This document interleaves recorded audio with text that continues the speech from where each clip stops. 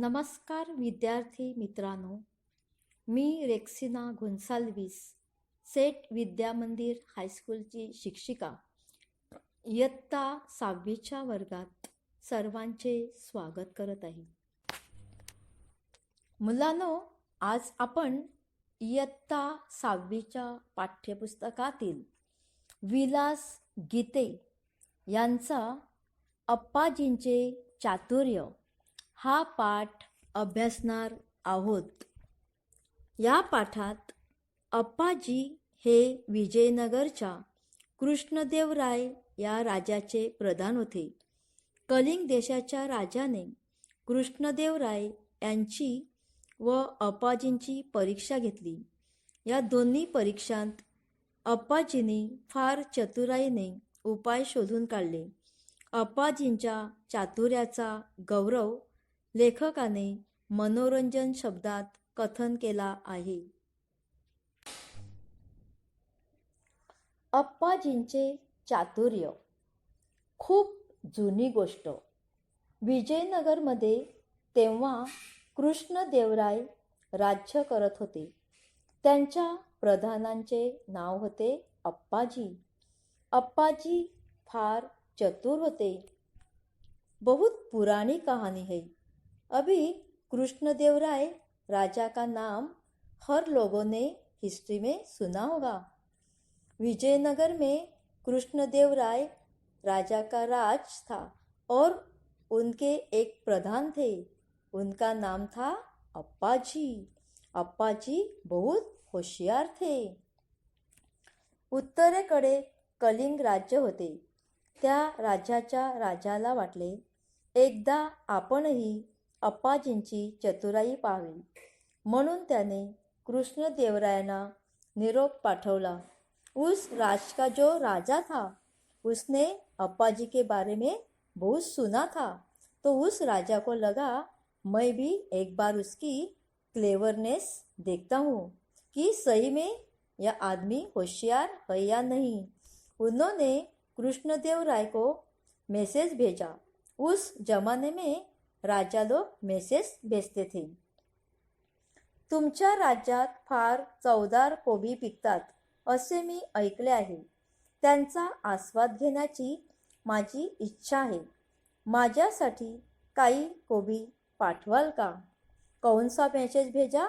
तो आपके राज में गोभी बहुत चवदार टेस्टी होते ऐसे मैंने सुना है और उसकी टेस्ट करके देखने की मेरी इच्छा है. तो मेरे लिए आप गोभी भेजोगे क्या? कलिंग राजाला कोबी पाठवण्याची कृष्णदेवरायांना इच्छा होती. पण ते पाठवणार कसे? त्या काळी आजच्यासारखी वाहतुकीची जलद साधने नव्हती. वाहतूक चालायची ती बैलगाड्यातूनच. अभी कलिंग राजा को कोबी भेजने की कृष्णदेवराय की इच्छा थी, लेकिन उस समय अभी के जैसा ट्रांसपोर्ट नहीं था. व्हीकल अवेलेबल नहीं थे. बैलगाड़ी से ही लोग सामान लेके जाते थे और सामान लेके आते थे. बैलगाड्या कलिंग राज्यात पोचायला 3 महिने लागत. आपण चांगली ताजी कोबी पाठवली तरी ती कलिंग राज्यात जाईपर्यंत कुजून जाईल असे राजाला वाटले. और बैलगाड़ी कलिंग राज में पहुंचने के लिए कितने महीने लगते थे? तो 3 महीने. अभी एक फ्रेश कोबी भी निकाल के राजा को भेजेंगे तो 3 महीने में उसकी हालत क्या होगी? तुम लोग भी थोड़ा इमेजिन करो.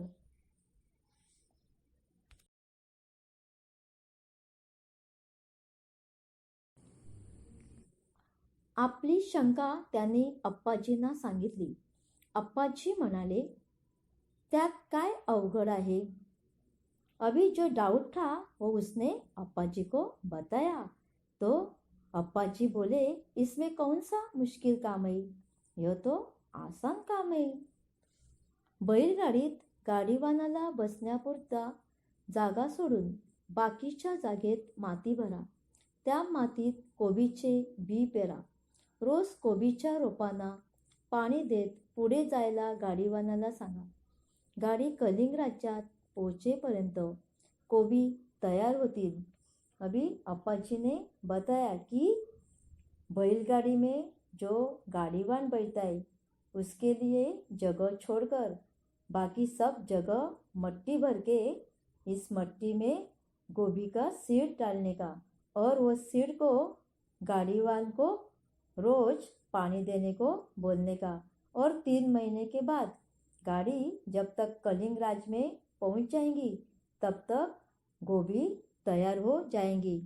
राजाने अप्पाजींच्या म्हणण्याप्रमाणे एका गाडीत माती भरून त्यात कोबीच्या बिया पेरून ती कलिंग राजाकडे रवाना केली. गाडीवान प्रवासात रोज कोबीच्या रोपांना पाणी देत होता. अप्पाजी ने जो कहा था ऐसे ही उसने किया. 3 महीने में बैलगाड़ी कलिंग राज में पहुंच गई और इस तरह फ्रेश कोबी कलिंग राजा को मिली. अप्पाजींची आणखी एक परीक्षा घ्यावी असे कलिंगच्या राजाला वाटले. त्याने एकसारख्या दिसणाऱ्या 3 मूर्ती मागवल्या व म्हणाले, या 3ही मूर्ती दिसायला सारख्या असल्या तरी यातली एक मूर्ती निकृष्ट आहे, दुसरी मध्यम दर्जाची आहे आणि तिसरी उत्कृष्ट आहे. या सारख्या दिसणाऱ्या 3 मूर्तीमधील उत्कृष्ट कोणती ते मला सांगा. अभी कलिंग राजा ने अप्पाजी का और एक एग्जाम लेने का सोचा.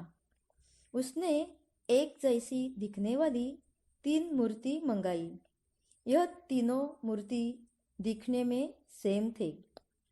उसमें एक मूर्ति निकृष्ट थी, ऑफ लो क्वालिटी, दूसरी मीडियम और तीसरी उत्कृष्ट एक्सलेंट थी.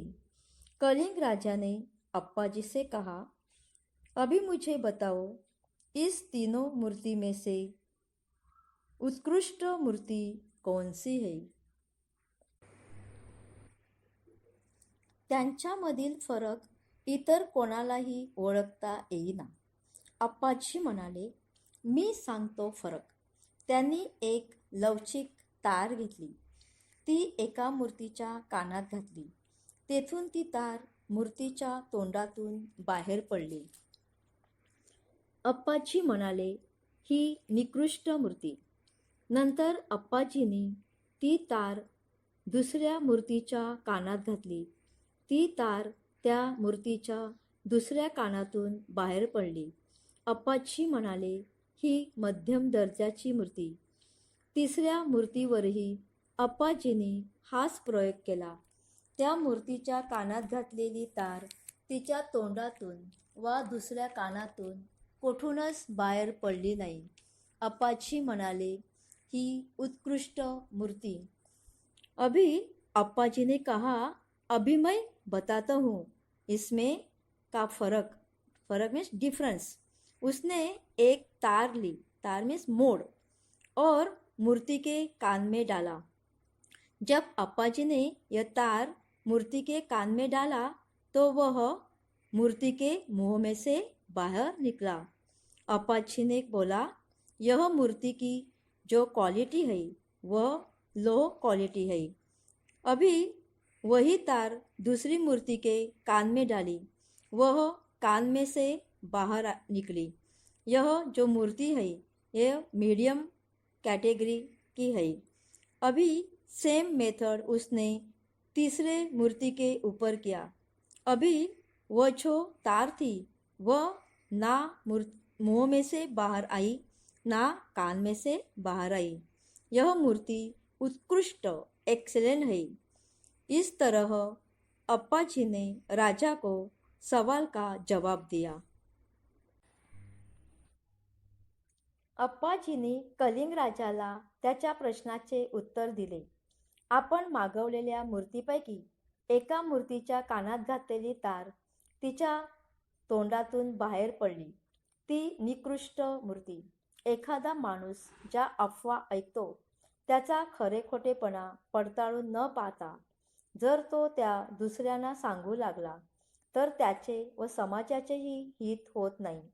या मूर्तीचा असा अर्थ होतो. आता अप्पाजीने पहिल्या मूर्तीचा अर्थ काय सांगितला की त्या मूर्तीच्या कानामध्ये घातलेली तार ही तोंडातून बाहेर आली. म्हणजेच एखादा माणूस एखादी अफवा ऐकतो आणि ती दुसऱ्यांना सांगतो, परंतु त्यामध्ये त्याचा पण फायदा होत नाही आणि दुसऱ्यांचा सुद्धा फायदा होत नहीं। अभी यह मूर्ति का कंपैरिजन इंसान के साथ किया गया है।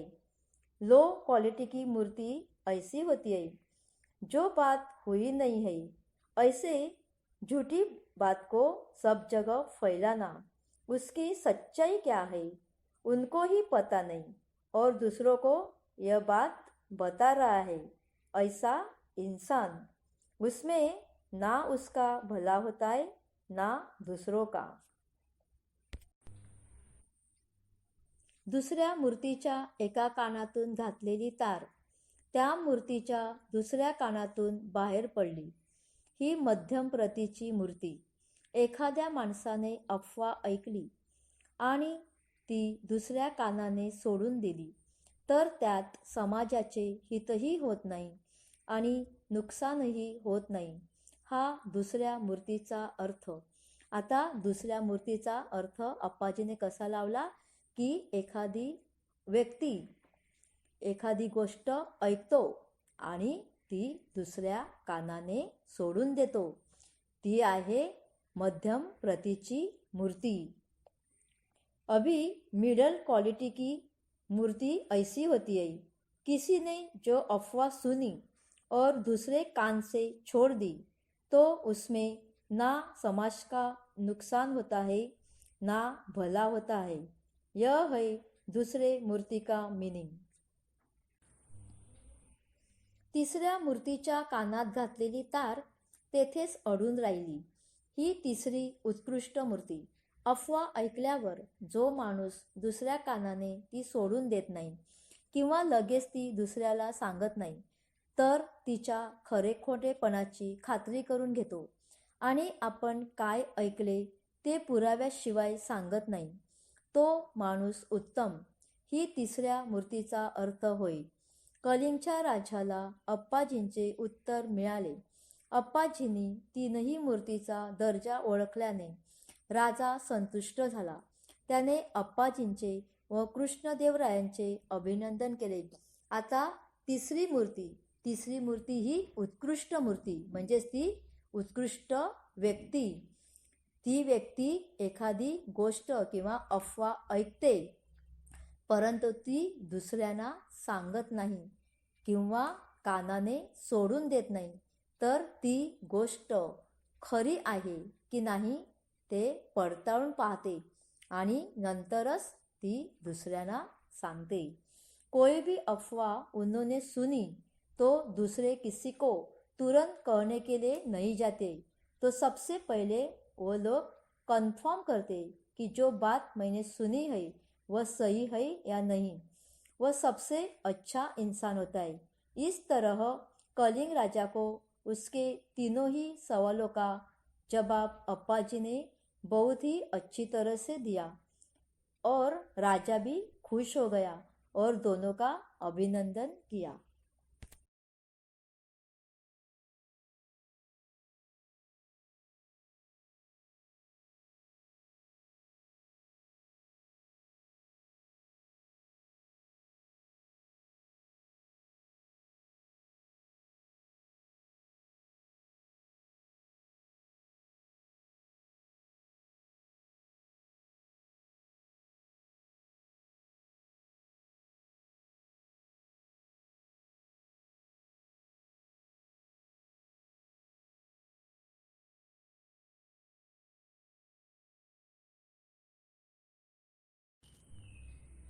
मुलांनो, आता मी तुम्हाला काही कठीण शब्द दिलेले आहेत. ते शब्द तुम्हाला तुमच्या वहीमध्ये लिहायचे आहेत. तसेच आता काही प्रश्न उत्तरे आपण पाहूया. 1-2 वाक्यात उत्तरे लिहा. प्रश्न पहिला, अप्पाजींनी बैलगाडीत कशाचे पीक घ्यायला लावले? उत्तर, अप्पाजींनी बैलगाडीत कोबीचे बी घ्यायला लावले. प्रश्न दुसरा, उत्कृष्ट दर्जाची मूर्ती कोणती? उत्तर, जिच्या कानात घातलेली तार तिथेच अडकून पडली ती उत्कृष्ट दर्जाची मूर्ती होय. प्रश्न तिसरा, कलिंगचा राजा संतुष्ट का झाला? उत्तर, अप्पाजींनी तीनही मूर्तीचा दर्जा ओळखला म्हणून कलिंगचा राजा संतुष्ट झाला. या प्रश्नाची उत्तरे तुम्हाला तुमच्या वहीमध्ये लिहायची आहेत.